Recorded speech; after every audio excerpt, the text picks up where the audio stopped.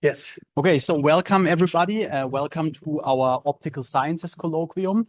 Very nice to see so many of you joining, and it's also very nice to see so many people on Zoom today. So we are actually very excited today to welcome Professor Aydogan Ozcan from UCLA. Professor Ozcan is the Chancellor's Professor and the Vogelnau Chair of Engineering Innovation at UCLA. He is an elected fellow of the National Academy of Inventors and holds over 70 patents.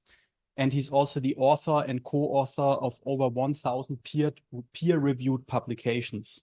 Of course, Professor Ozcan won like a lot of prizes, much too many prizes to, I mean, it would be like a 2-hour thing, right, to name all these prizes. But I will just name 3. So first one is the Presidential Early Career Award for Scientists and Engineers, which is a very prestigious one. Then he also won the ICO Dennis Garbo Award, and he won the Optiker Josef Fraunhofer Award and Robert M. Burley Prize.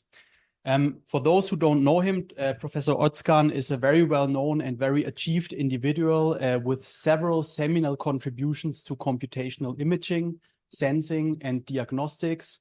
And as I said, we are very excited to have you here today, and the stage is yours. Thank you. Thanks for having me. Can you hear me all fine at the back? Is my mic on? Okay, seems on. Well, thanks for having me. It's a great pleasure to be here. It's my 3rd time, I guess, in this room, every time it's amazing to meet with your colleagues, your faculty, your students, and researchers. So many amazing work going on. So it's wonderful to be here. So today, I'll share with you some of the work that we have been doing at the intersection of optics and deep learning. First of all, my lab is working on computational imaging and sensing systems. Some of the earlier work that we have done involved mobile microscopy, mobile sensing systems. For example, to utilize the smartphone as a microscope, as a sensor to be able to see individual nanoparticles, viruses, even DNA molecules. Some of the work literally created an attachment to the back of a smartphone to conduct microscopy to the level where you can see an individual double-stranded DNA molecule. And we also worked on mobile phone components to be used as part of computational imaging systems, microscopy systems. For example, this one is a handheld lens-free computational holographic microscope that can achieve about 1 billion useful pixels across a very large diffraction-limited area of 20-30 millimeters squared, depending on the CMOS that you use. Great for telepathology applications, looking at specimen like thin smears, blood smears, with high resolution and with essentially a phase channel giving you sensitivity toward small features. So over perhaps the last 8 years or so, we were more interested in utilization of deep learning for enhancing microscopy and enhancing the ways that we reconstruct images. So more than classifying images or looking at segments of an image for example, detection of tumor margins, etc., my lab was more interested in image transformations. Think of a microscope that you want it to look like another microscope when it's reconstructing images. Image transformations. How can we use statistical learning to enhance our reconstruction modules for computational imaging and especially microscopy systems? That was essentially the theme of some of our work. For these applications of reconstructing images, we like neural networks because they are universal function approximators. Yes, it takes a while to train one of those networks. However, once they are trained well, they infer their results, reconstruction, in a non-iterative and extremely rapid manner. That's probably, arguably, one of the biggest advantages, in my opinion, of neural networks for enhancing images or reconstructing images, compared to iterative methods of image reconstruction that dominated for many decades the field. So we've used this idea of image transformations or image enhancement through a neural network for various different applications. It started with actually bright field microscopy. You can take a low numerical aperture bright field microscope objective and train it with a lot of specimen for it to approximate a high NA objective lens. So that this neural network is actually from specimen learning frequency extrapolations, spatial frequency extrapolation, based on the known measurements, improving the resolution of a low NA system. It also enhances the depth of field, so which means because it's trained with low NA objective lenses, it can have a larger depth of field and give you higher numerical aperture. That's how it started, bright field microscopy, to be reconstructed with a neural network that mimics basically the transformation between a diffraction limited system and a super resolution system or a higher NA imaging system. You can also apply it for inexpensive mobile microscopes that have all kinds of resolution and aberration problems. In one of our work, we took a smartphone microscope of our design with plastic optics, inexpensive optics at the back of the smartphone. That's why this is a tissue specimen that has color aberrations and resolution loss. That was trained with a benchtop ground truth scanner, giving you essentially a transformation that corrects color distortions at the same time improves resolution. So this was kind of like also applied to holography and used to reconstruct holograms by training a neural network that learned what a physical reconstruction method was doing. This was kind of like the baseline of success exploring the approximation power of neural networks to do image enhancement. One common element in all of these is you can also do these in other ways using inverse solutions, because these are problems where the physics of the forward model is well established.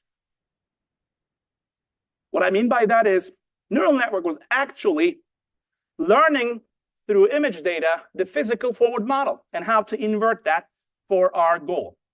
So that was kind of like the baseline success story, solving inverse imaging problems where physical forward models were well established.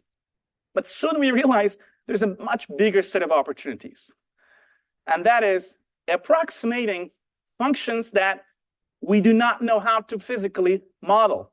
So imagine a function that you might even not know its existence, and you don't have an idea of how to establish the physical forward model between the inputs and outputs. But through image data, through supervised learning, you can actually start to approximate some of those functions for your benefit, which especially for microscopy turned out to be a blessing. Microscopes are extremely repeatable at the nanoscale, and that helped us learn various different exotic functions through image data, microscopic image data, that would be otherwise not tractable with our physical understanding of light-matter interaction.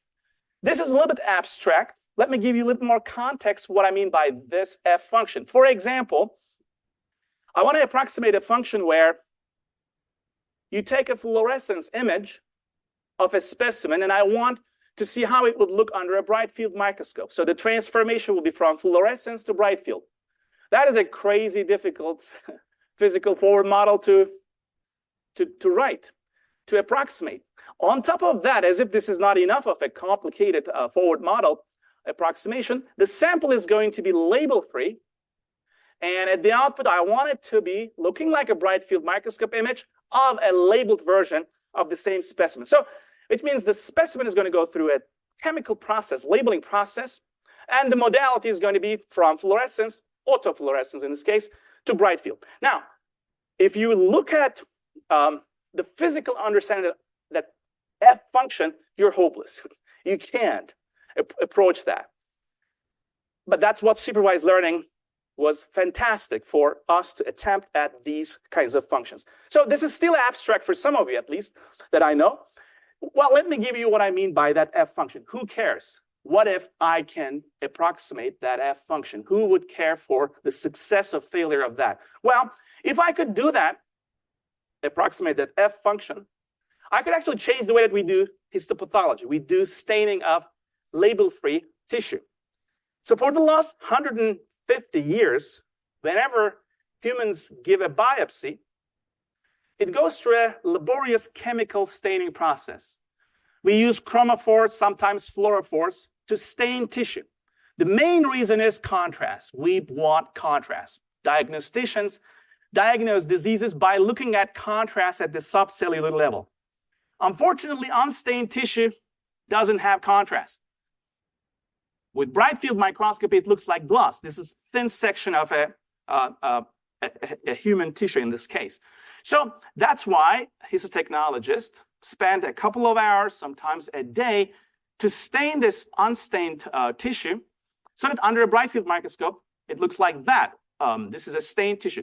So the goal here for that F function that I want to approximate is I want to take an autofluorescence image of the label-free state of that tissue. There's no exogenous fluorophore here. It's native fluorescence of whatever is embedded at the subcellular level. It's a soup of native fluorophores that give me a certain contrast. And we train a deep neural network, in this case, a convolutional neural network, with images that come from standard histology. So through beautiful registration, we train this neural network to approximate this function of label-free autofluorescence into bright field equivalent of the labeled version of the same thing. So this is a one-time learning for a process. So which means to train this, we use what we call generative adversarial networks, GANs. So unlike what you might have heard for popular uses of GANs, this is not to hallucinate a new patient that never existed. The rule of the game for this game theoretic approach between a generator and a discriminator is to be faithful to the microstructure, nanostructure of the tissue. Because at the end, when I create a virtual stained image, if this patient never lived before, and it looks good to your pathologist that, yeah, this is a good, healthy patient, then we failed. Because nobody wants to pay for imaginary patients. We want to pay for the real patient. To make the generator faithful to the microstructure, we feed in a diffraction-limited, beautiful image of autofluorescence captured with a state-of-the-art pathologist scanner. It learns its transformation so that the color distance, resolution, structural similarity between the ground truth, what comes out of histology for the same sample, and what it creates is minimized. So there is some structural loss term. On top of that, there is a discriminator loss so that we try to also beat another convolutional neural net to be at a state where 50% of the time, this convolutional neural network cannot identify the difference between virtually stained images and histochemically stained images. That's another way to push the learning of the generator to be correct, faithful, and it's balanced with some structural loss terms so that this is actually using diffraction-limited images to generate faithful, non-hallucinating fields at the output. Once again, this is a one-time learning effort. What is special about microscopy is this. Every single whole slide image from a human sample contains billions of pixels. So even if I use 100 patients, 50 patients, or 10 patients, I have billions, tens of billions, hundreds of billions of ground truth helping my learning. This is different than classifying tissue as cancer, stage 3, stage 4. For a patient, you have one ground truth. Here, I have diffraction-limited pixels, which means learning, if you have good registration, is very efficient. After one-time learning, you take that model and you apply it to new patients never seen before. How does it generalize to new patients, new conditions? That's essentially what I'm going to show you in the next few slides. All of these are coming from generator models that were trained with the GAN framework that's conditioned structurally. And what you have here are new patient specimen. This is salivary gland, H&E stain. H&E is the most commonly used stain in histopathology. 99% of human specimens are stained with H&E. Depends on the application. But it's a fast stain. Typically, this kind of a ground truth that comes from histology takes about 2 hours of a histotechnology. So this is essentially a relatively easy stain. These are DAPI images. Again, no exogenous fluorescence here. It's all native fluorescence. These are filter sets that are commonly available. It's contrast enhanced for your eye. And what we see here is the inference of the network, nicely matching what comes out of histology, except this is extremely fast and more consistent. It doesn't only work for H&E, it also works for more expensive and tedious stains. This one is a special stain. It's about 3 hours for a human to stain. This is John Silver's stain. These are what comes out of histology. After perhaps 3 hours and tedious staining process, that's frequently observed under a microscope. These are the DAPI images that beautifully reveal through a trained network the John Silver stain. This one is 10 times more expensive. So if H&E is, for example, $10 per slide, whole slide, this is about $100. Depends on, of course, your healthcare system, but at least at UCLA, these are the numbers. And these are some other examples from liver, lung.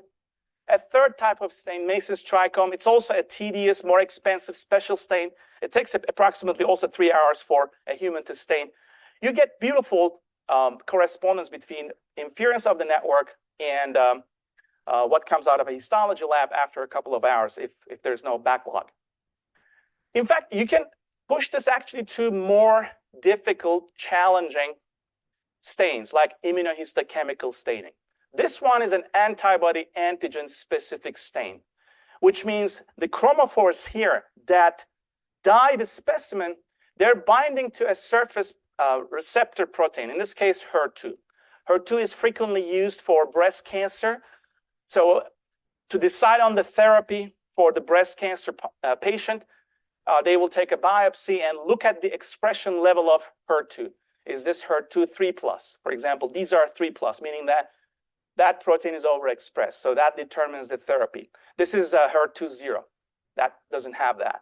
So here, the rule of the game for getting antibody antigen specific stains to be created virtually is texture to texture mapping. It's not pixel to pixel mapping, because pixel to pixel mapping would fail.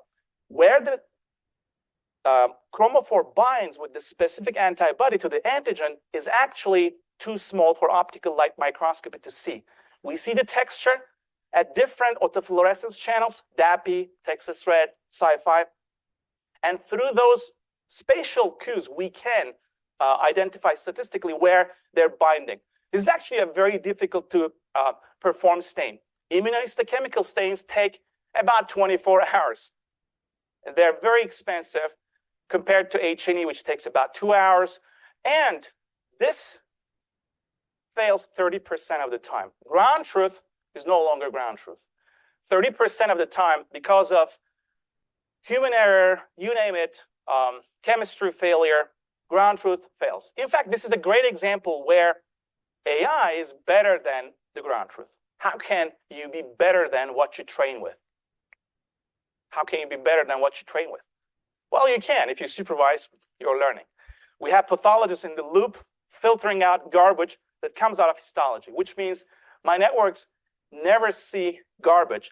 They only see the 70% perfect stains because we know the patient's health record, so we filter out garbage. Sometimes, believe it or not, the patient is HER2 3+. It must come like this, brown. It comes white, like no brown. Well, that's essentially a false negative, right? So we filter out those, so we are better than the ground truth. This happens in Southern California, 30% failure. Globally, it's happening everywhere, perhaps with more failures hidden, basically, because a pathologist will reject to diagnose the patient when it's false stain. And they would kind of ask, cut another section and stain again. So these were engineering matrix. So I was showing you left and right histochemical staining versus virtual staining. And we did all kinds of color distance, structural similarity index, PSNR, and resolution quantification between left and right, virtual versus histochemical. Well, pathologists don't care about those matrix, right? We care about those, but pathologists really asked us to evaluate the quality of the stain and diagnose with our stains in a blinded manner. We've got so many of these kinds of tables where diagnosticians, a group of board-certified pathologists, looked at our images along with standard histopathology workflow, the standard chemical stain, without knowing which one is which. And they were looking at quality like nuclear detail, cytoplasmic detail, extracellular fibrosis, etc. And if you look at these numbers, there's no statistically significant difference in quality of what they get from a state-of-the-art histology lab versus ours. In fact, we're slightly better, but the p-score is not enough. So we're identical in terms of the quality of the stain. In fact, we can also use our images for diagnosing the condition of the patient. So in a blinded manner, we created a group of pathologists look at our images to diagnose the patients along with the traditional workflow to show that, again, there's no clinically significant difference in the diagnosis that they can achieve with virtual staining versus histochemical ground truth, which is showing you that we maintain features of interest for diagnostic purposes, not just structural similarity index. But it's not just matching what comes out of histology lab. It's actually creating new opportunities. First of all, virtual staining is standardizing imaging quality.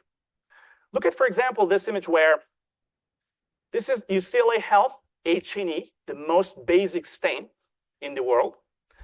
And you see tons of variations from run to run. This happens everywhere. In Japan, this is the same thing. There's variation from stain to stain. Deep networks are standardizing this. So you standardize the style of the staining. You may be thinking this is not a big deal. It's a big deal, especially if you want to use downstream AI to analyze pathology slides. If you're overfitting to UCLA style, well, your models will not work in Europe or other parts of the world. That's why working with basically a standardized stainer is going to help downstream analysis to get the most out of those stains. Arguably, the biggest advantage of virtual staining is multiplexing. How many of you have given a biopsy so far? Great, you're very healthy. I hope you never give a biopsy, but somewhere in your circle, somebody will give a biopsy. If you ever wonder why that patient was called again for a secondary biopsy, well, the secret is this. They treat your biopsies like a potato chip. They cut it, stain again, cut again, and they run additional analysis. Hey, guess what? It's a small biopsy. They run out of tissue. They call you again for more staining because one stain is not enough. Oftentimes, a panel of stains are needed. That's why these panel of stains are coming from different parts of the tissue block. For example, this stain and that stain are different heights within the tissue. That depletes tissue. That's the reason why we have secondary biopsies. We need more tissue to stain. Now, virtual staining works differently. We don't deplete tissue because this tissue is untouched. I only image its autofluorescence, which means whatever panel you want, we can create them without depleting tissue. That's the end of secondary biopsies because we preserve tissue. And most importantly, these panel of stains are nanoscopically registered. For the first time, they're coming from the same cross-section, which means you can switch from one to the next and reveal additional features that normally would be washed away because of heterogeneous nature of 3D tissue blocks. That means from the same cross-section, nanoscopically registered tissue blocks, tissue stains can be generated. And that's essentially for the first time possible. This also applies to animal tissue. Not shown here, but we have done this with animal tissue. It works beautifully well. In fact, one of the applications of virtual staining technology is toxicology, looking at pharma, drug approval processes. That there you have to work with tiny biopsies or tissue organs from animal models. Well, that's where I think it's also shining. Another thing that we recently tried is autopsy samples. Autopsy samples have additional challenges for getting good quality stain because the tissue actually denatures because of the delay of fixation during the phase of the autopsy. There is severe autolysis happening at the tissue level, which fails chemical staining completely. Because of tissue degradation, stains cannot bind or non-specifically bind to the surface of the tissue. That goes away.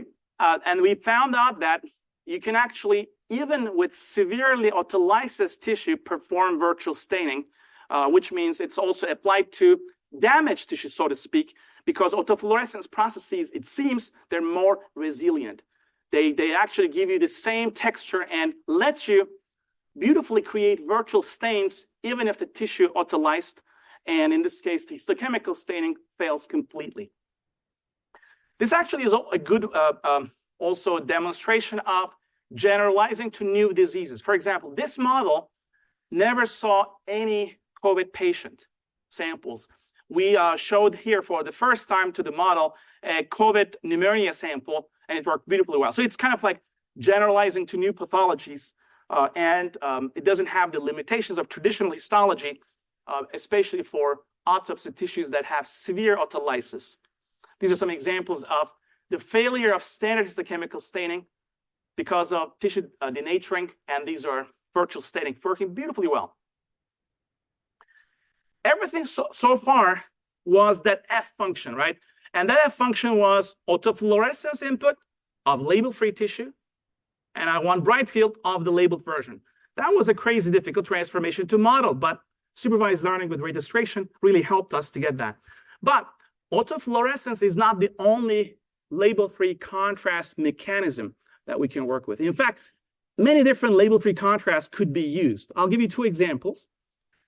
The other F function that I'll share with you with another label-free contrast is one of my favorites, QPI, holography quantitative phase imaging. So the optical path length of tissue also is a biomarker of interest. It reveals the protein density, which correlates with the refractive index and the delay of the tissue. So it's another biomarker, it's another contrast mechanism. And in this goal, we're actually attempting a more difficult approximation, because holography is single frequency, single wavelength, coherent, bright field, incoherent, spatially and temporally. So that's kind of like even a more crazy transformation to establish. We call this phase stain. The idea is the same. The same specimen are imaged with a quantitative phase imager holographic system to reveal this time contrast that gives you optical path length delay, just the contrast is phase. And the ground truth comes from histology. We're using the phase contrast signature to reveal bright field contrast of the labeled version. Phase stain works beautifully well. These are some examples of input images labeled free. This time, it's just the phase shift. These are thin sections. So it's about 3 micron, 4 micron thin sections, standard workflow. Nicely staining, matching H&E that comes out of histology lab. It also works for special stains, as I said, kidney, liver, and this is a Jones-Silver stain, Mason-Strickham stain that are approximated by label-free QPI. One of our recent work applied this to another contrast mechanism, and that is reflectance confocal microscopy, RCM. So this is different than the previous work because this is biopsy-free. The goal here was to do 3D in vivo virtual histology with a device called reflectance confocal microscope. That device over there is actually FDA cleared. It's FDA cleared for use in dermatopathology clinics. What it does is actually, it images gently touching the surface of your skin, deeper layers of the tissue, up to approximately 200 microns, slightly less than that. You can visualize down to superficial dermis layers with this. But the contrast of this is just scattering contrast. There's no label, so that's grayscale. So, and pathologists don't like grayscale. Pathologists want at least an H&E contrast. They will refuse to diagnose patients with this. How does it get FDA approval? Well, that's a different story. So, and some clinics use the RCM product.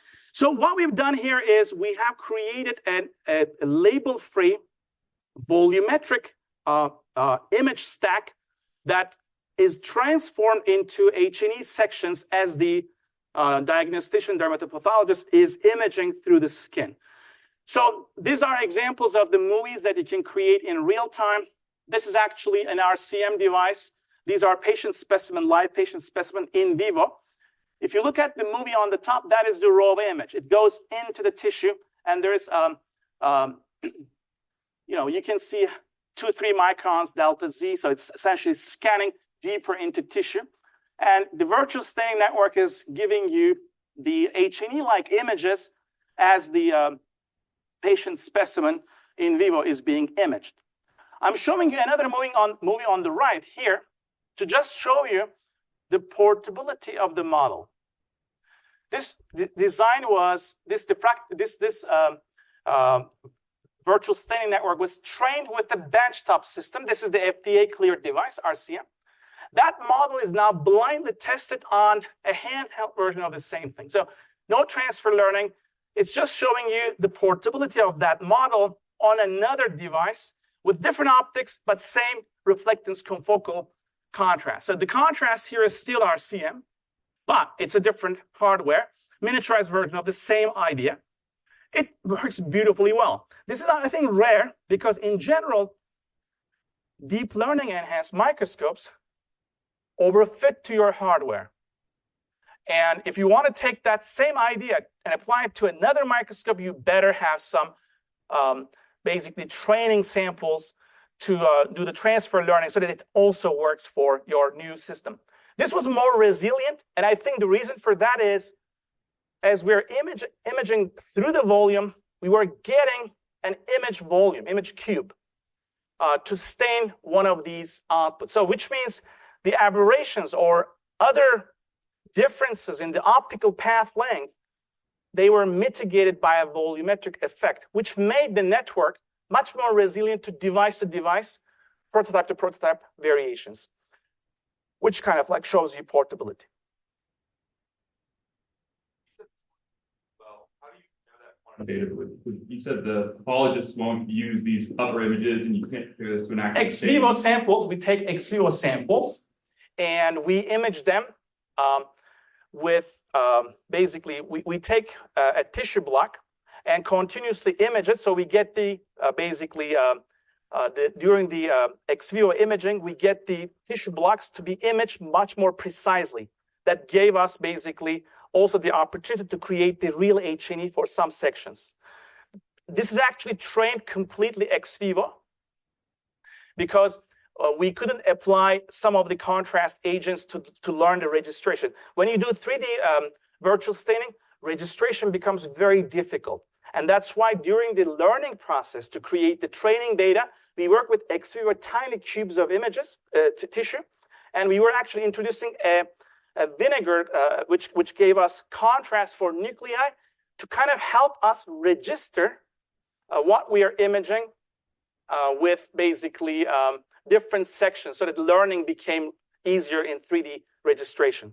But these are blind testing results, so you don't have the ground truth for this. How did we validate for human samples? All of these patients had biopsy independent of us. So we knew the condition of the patient, and through these images, dermatopathologists looked at our images to see if they see the same features of traditional biopsy tissue. That's to kind of show you. But nobody can generate exactly this because when you take the biopsy, it's impossible to find where it is. So because we have a label-free to labeled model, and I can do this for many different stains, we can actually think of this as a network of stains. From label-free, I can go to one stain, another stain, another stain. Well, then, because these are nanoscopically registered, I can also go from one stain to the next one. Normally, you cannot do that learning because they are different cross-sections. So knowing this doesn't help you learning this transformation. But if you go from label-free to different destinations, so to speak, with the virtual staining outputs, you can do stain-to-stain transformations. So a byproduct of this multiplexing is learning stain-to-stain transformations. We care about stain-to-stain transformation because every hospital, Every healthcare system has millions of H&E stored already. If they ever wonder how they would look under another stain, immunohistochemical stain, then you will have to do stain-to-stain transformation because that tissue is stained, it's gone. I cannot restain it.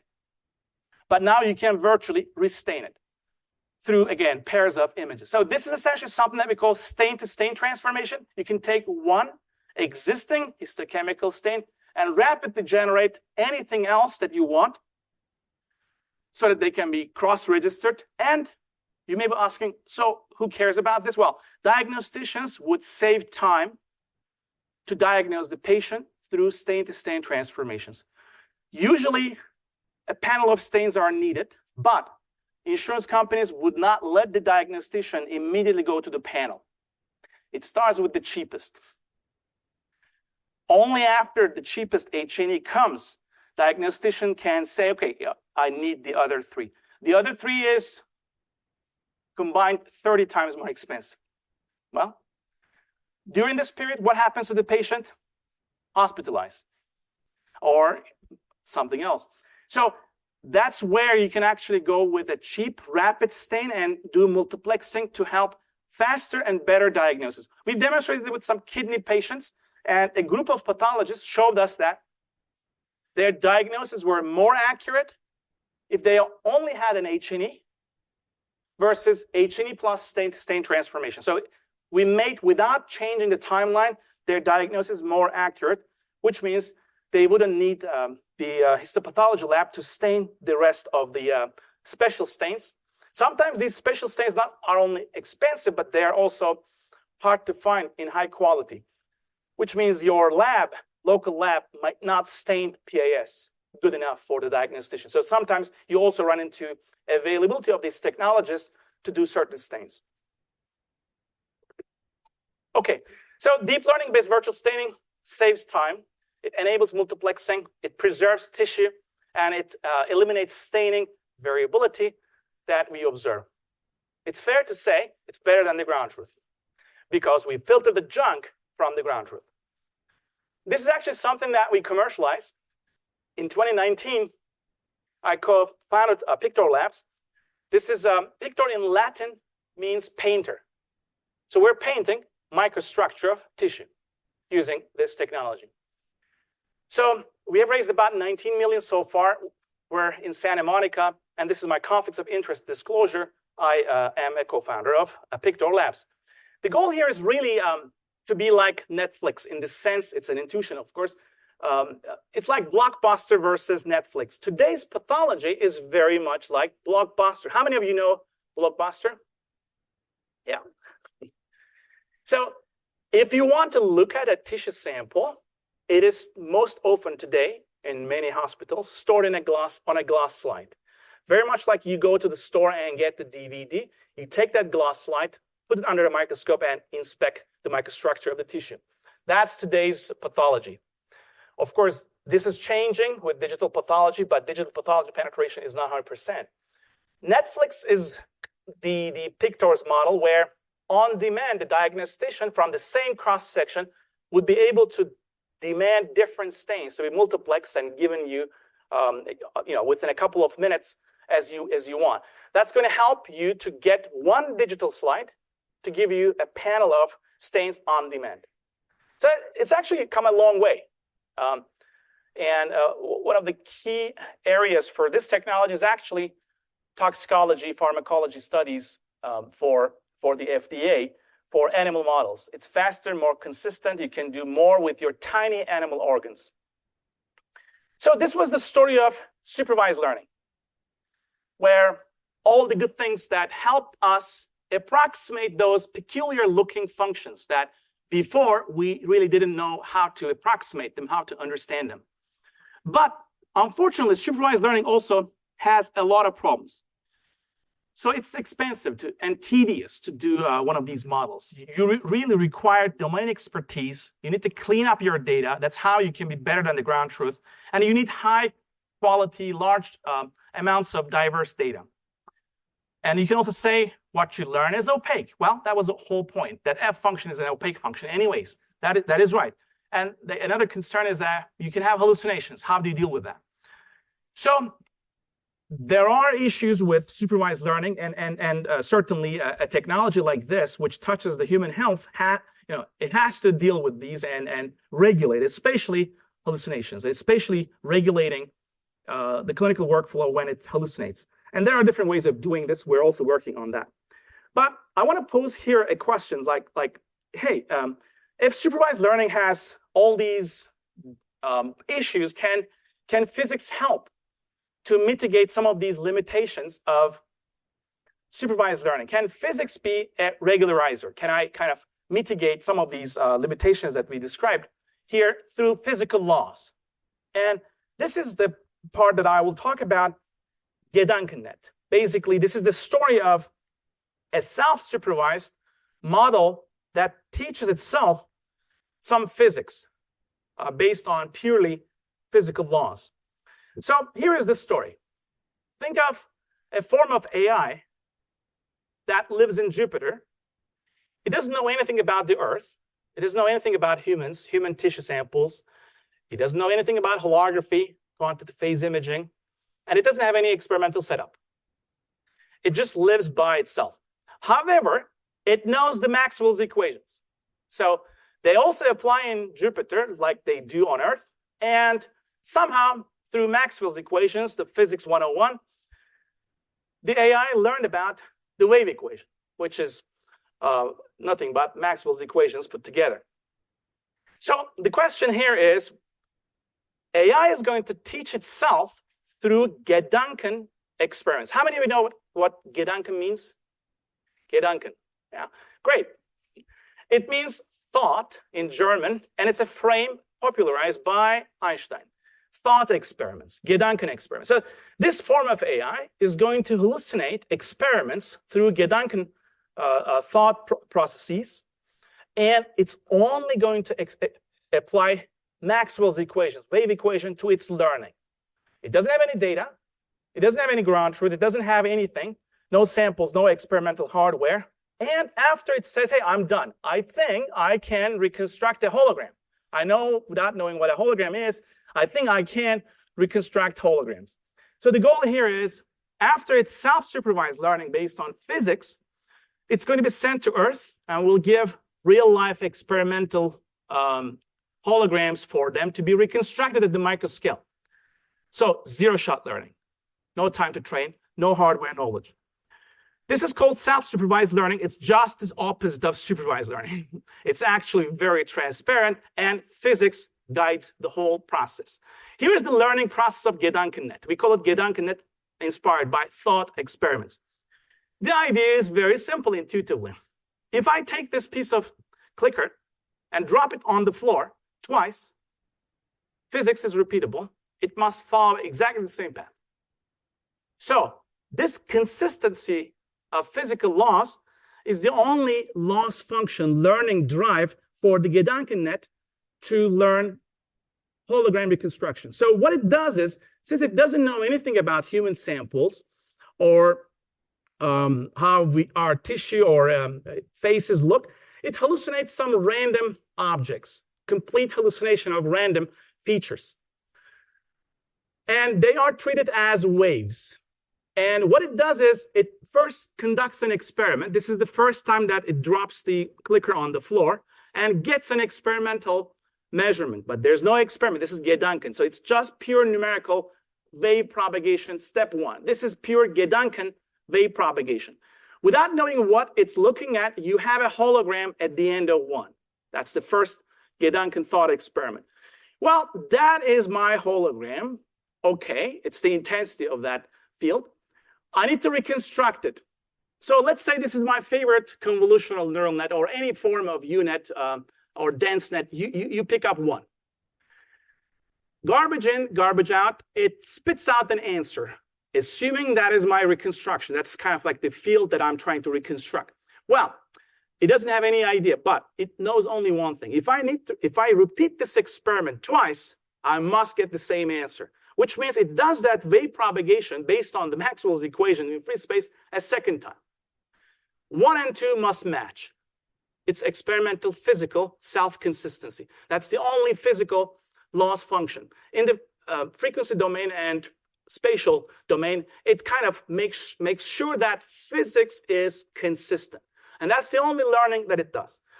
No data, no ground truth, no pre-processing of any optical images, just Gedanken. Now, you're done. You think it's okay. Then we send you to Earth. And GedankenNet is given experimental holograms coming from a setup with various different kinds of samples never seen before. Like these are lung tissue samples, pap smears, prostate, salivary gland. All kinds of different tissue samples are given as holograms, and the network, zero-shot learning, self-supervised learning, is actually reconstructing them better than supervised learning. Supervised learning is not good for external generalization. If you change the hardware, if you change the tissue sample, it's going to be suboptimal.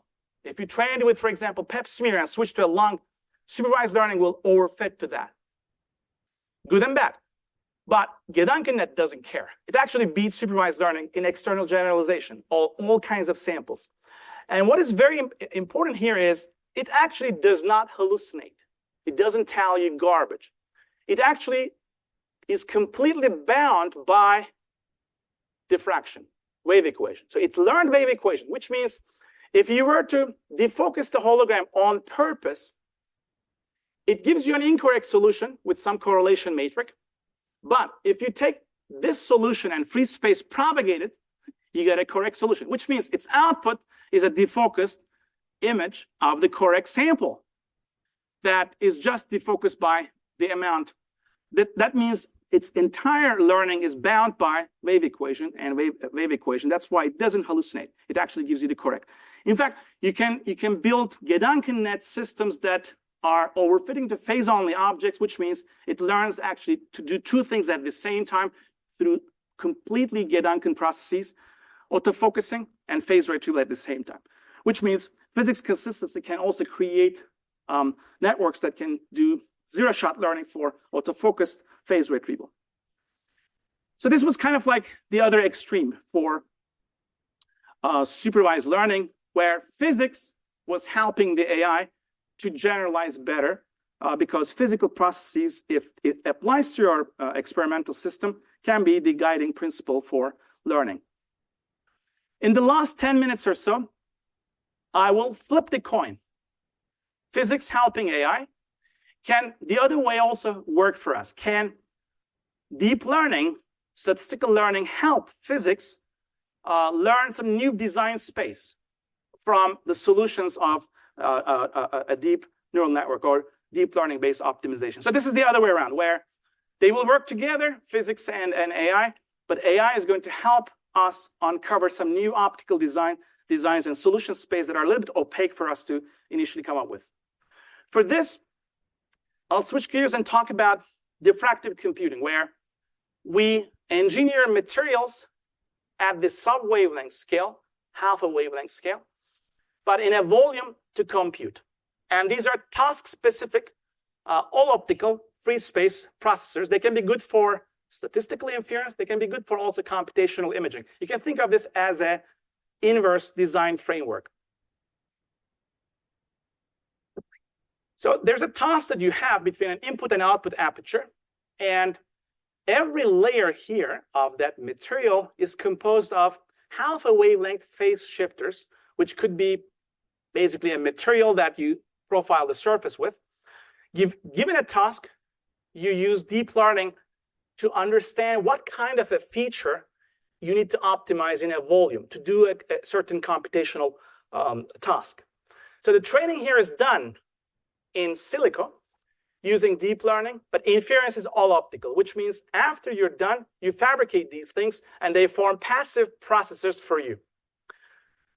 Good for low power consumption, because they're actually going to be physical structures that you compute as light diffracts.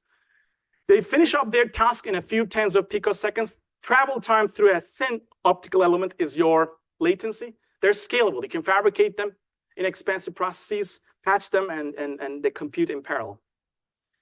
Many of the things that I'll show you today, when it comes to diffractive processors, have been tested with terahertz waves.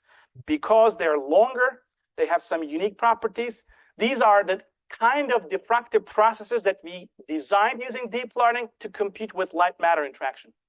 Terahertz waves are penetrating through plastic, so this is my gloss for terahertz. The topology here at the half a wavelength scale encodes the phase information. This design, for example, here with 5 layers has about 200,000 features engraved there.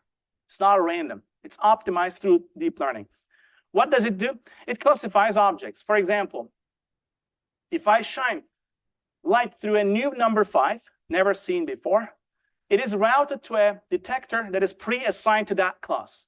It's not memorizing, it's generalizing to the modes that better represent 5 versus 6 versus 7, so that most of the photons go to this process, pre-assigned pixel, and you get all optical inference by just routing photons. And it actually performs quite robust for MNIST handwritten digits never seen before. You can get approximately 98, 99% accuracy on samples never seen before. It's not memorizing, it's generalizing to unseen objects. These are experimental results. It also has phase encoding and phase processing capability. Phase encoding at the input of an aperture of a diffractive processor is a nonlinear encoding strategy. So phase, by definition, is nonlinear encoding. So it actually improves your inference accuracy compared to amplitude encoding. In this example, we're looking at fashion products. This is a publicly available data set. Same goal, 10 classes. I want to classify each one of them, not memorize. I want to understand what a sneaker means from the perspective of modes. So this diffractive processor can achieve something like 92, 93% accuracy by phase representation of these objects, and never seen before can be classified with the same idea of 10 detectors. If you want to ever understand how they look, I brought one with me. This is a 3-layer diffractive processor. The second one is hidden. The third one is at the back. If you put your finger, you will see a topology there. That is the phase encoding that is coming from a deep neural network. And then you fabricate it. And this basically has something like 100,000 variables that are physically encoded there. In the infrared or visible, what you're looking at would be as thin as a transparent stamp. So this is about 50 lambda, 100 lambda thickness. So infrared, you're looking at sub 100 micron range. Diffractive visual processors are computing the phase information, amplitude information, polarization, spectrum information of a scene directly. And that's one of their biggest advantages. We've been playing with these platforms for various different tasks, all the way from microscopy, quantitative phase imaging, to encryption. But arguably, the biggest application of this is, in my opinion, building computational cameras. I'll finish off with one example of how we've used this to build a computational imaging system in the analog domain. Light matter interaction solves a problem for us. And in this case, we're going to be looking at seeing through random diffusers. Imagine an object unknown to you, constantly changing, and there's a phase diffuser in front of it, also constantly changing. If you don't do anything, you'll be looking at speckle-like patterns like this. Objects are unknown, never seen before. This is a certain random diffuser. I don't know how it's changing. And this is what a classical imaging system would yield. We want a diffractive processor that's going to reconstruct the image in a few tens of picoseconds as it travels through the optical path, so that I can actually look, if it's safe with your eye, to see the reconstruction with a tiny delay. So this is the goal here. To achieve something like this and generalize to unseen objects, unseen diffusers, there's a learning process. This is where AI shapes the diffractive volume to generalize to new diffusers, new objects. The rule of the game is to give sufficient representation of objects and diffusers that you are going to be having in your system. So we give lots of epochs with random diffusers, randomly generated, random objects, and penalize at the output plane, where you put your focal plane array, for example, a structural loss term that tries to reconstruct it. And all the green volume here at the half a wavelength scale is being shaped till it acts like a smart 3D filter. A filter that takes away disturbance of the random phase diffuser and lets form an image of the object plane. So you can think of it as smart 3D filter. So to achieve this, we train it with a few thousand examples. So for example, this is meaning every epoch we use 20 random diffusers, 2,000 diffusers, if you have 100 epochs. It actually learns beautifully well to generalize to unknown, never seen before diffusers. So there are two types of diffusers in the presentation. K1 means known diffuser. That was used somewhere in my epochs. And B refers to blind diffuser, never seen before. All the objects are blind, meaning that they're never seen before. In fact, the funny thing is this was trained with MNIST. Now we're testing it for the first time with gratings of different kinds. So it's actually very well reconstructing the period and generalizing to a different type of object from MNIST to complete gratings. So there's some beautiful physics behind it. So I'm showing this as an example where you can get some inspiration from the design of the AI. I'll come back to the layers that made this successfully work. It's 4 layers in here. I'll come back to the next slide. But this also was experimentally tested with new objects, new diffusers in terahertz spectrum. And the funny thing here is that it doesn't overfit to the presence of the diffuser. So if you take the diffuser out, it works even better. During the training, we never trained it without diffusers. So new diffusers with this correlation length, that was like 10 lambda correlation length, you get a decent reconstruction. You remove the diffuser, even better. You change the correlation length of the diffuser, make it more difficult, random again, like that fine grain.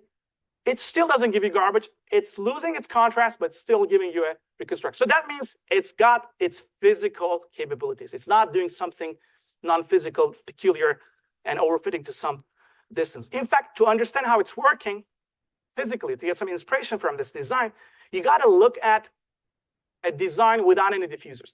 If you take a diffractive processor, train it with a lot of examples, no diffuser, you converge to a completely different topology of phase profiles. If you look at this closely, you would see that actually it converges to a microlens array.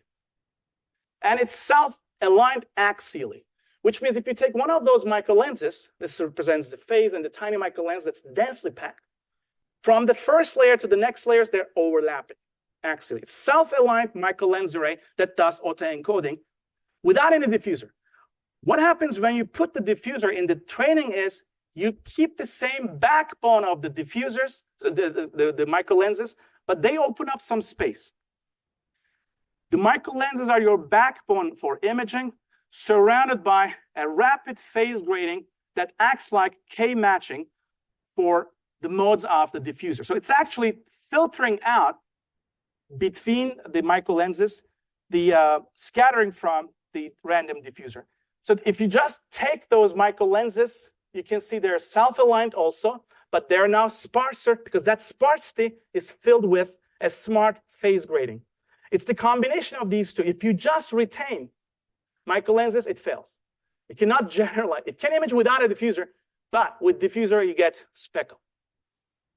If you just retain those, it won't. So it's the combination of this. If you erase and put random phase code between the microlenses, it also doesn't work. That means that volumetric phase code is knowing where the disturbance is coming from the random phase perturbations, and it's filtering that volumetrically.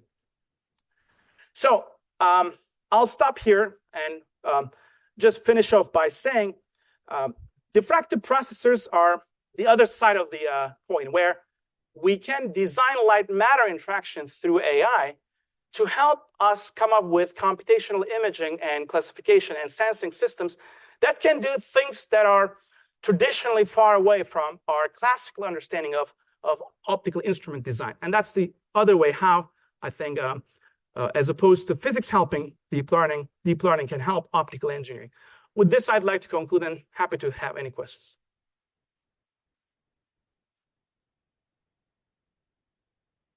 Yeah, thank you very much for this wonderful and very interesting talk. I guess we have a lot of questions. So yeah. Your autofluorescence system that you talked about first.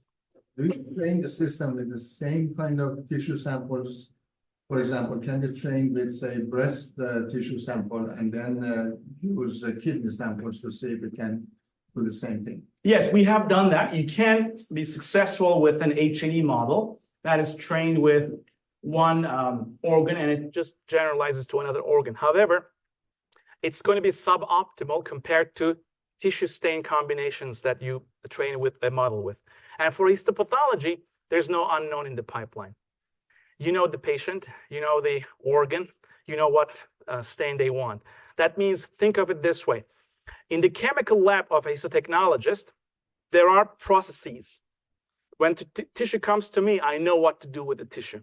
From the AI perspective, it's the same thing. Different models handle different things. And that's why we found out that to get the most out of this, it's better to train tissue type, organ type, and stain type models. Although you could generalize to, for example, 1 stain, 5 organs. You can, but there's no need for it. Clinically, it doesn't make sense because one-time effort, why not have super optimized models for every tissue stain combination that you want to offer for patients? FDA-wise, it's also better. Thank you for your presentation. Quick question for the Aydogan neural network. So for supervised neural network, for predicting you just forward it, not iterative process is. I'm wondering, the Aydogan neural network, do we need the iterative process? And I think that the Aydogan neural network is a kind of form of the deep image prior. So we looked into deep image priors in our supplementary. You can see the comparisons. It doesn't generalize as good with with the same training examples. It's the same training data. So our results will show you that actually it's much better than deep image priors in terms of its inference. So this is actually physics consistency is a very powerful matrix to without having a touch on an experimental system to generalize to it, because it doesn't get overfitting results to an experimental setup. Every experimental setup, no matter how it is built, will have variations, some aberrations, and sample-to-sample repeatability issues. Even though you have a stage there, every time you put the sample, there's going to be a slight angle, all kinds of stuff like that. We don't overfit to any of those, and that's the reason why zero-shot learning with physics consistency helps beat a system which was trained with that experimental data, but as you switch to another, for example, type of sample, it's still working. Very much like your question, right? Can you do different, or you can, but there's another model that performs better, then why not use that? So it's the same idea with Aydogan, because it doesn't use any priors on your hardware, on your sample type. It's actually generalizing much better to external specimen and hardware that you've never encountered. So yeah. Questions? I think you were next, Kevin. Right? Thank you again for coming. I really like from measurement, optics, staining, and then including the medical practitioner having to do the analysis to do the staining prediction. And you also mentioned that historically staining has been the go-to method for determining whether a patient has cancer. But you also pointed out that there is an inherent uncertainty and producing false positives with staining. Yes. It seems like the staining itself, while gives you the biggest correlation, also introduces your uncertainty both for the medical practitioner doing analysis, being trained, and also in the correlation with protein interaction. Have you, given that you're already differentiating over the optics, have you considered, or are you guys looking into this differentiating on learning to discover whole new staining stoichiometrical color charts. Yeah, great question. So pathology is a very conservative field. You know, it has limitations, H&E limitations, right? I gave you autolysis and its impact on H&E staining in one of those examples. Like, for example, pardon me, this slide over here,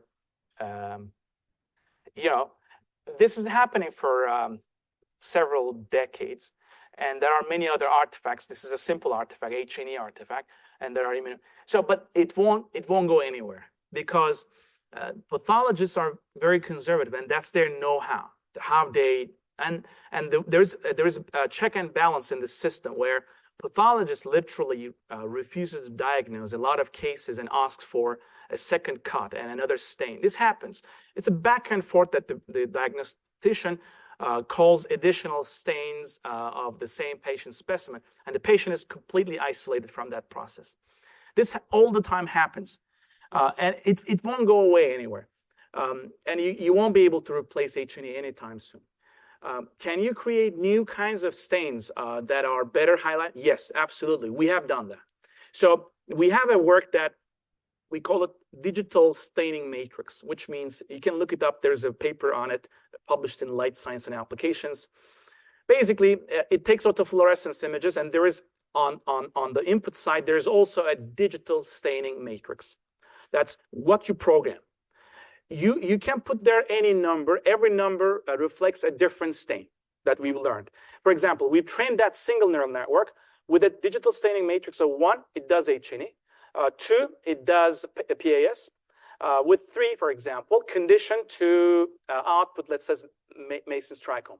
Now, if you put 2.5, it creates new stains. So you have there a synthetic domain to do stain combinations virtually.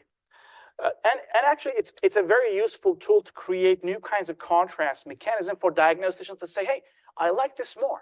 It's kind of like best of both worlds. You can do that. And that was my motivation to do that kind of stuff. Trained with 3 discrete states of digital staining matrix for 1, 2, 3 different stains. And then anywhere in between, it kind of gives you beautiful blending. But what pathologists are missing is like, it's a huge momentum change for them to kind of validate that. And here, engineering is facing 150 years of work that they digged into stain chemistry, which they did. Like, it didn't start like this kind of a final portfolio of stain. It took decades of work. Now we're saying that you can do this digitally faster, better, create new stains, but the validation process, and creation of that, it's going to take a while. I think that's running before walking. You've got to first have virtual staining win over chemistry entirely. Then, once they forget the chemistry, like the next generation, those who are now in kindergarten, when they become pathologists, if they only are born in the virtual staining world, they will think different. But today's pathologists, no. Okay, so I think the speaker is still around for a couple of minutes after the talk. I think we call it a day for now. Let's thank the speaker again. Thank you.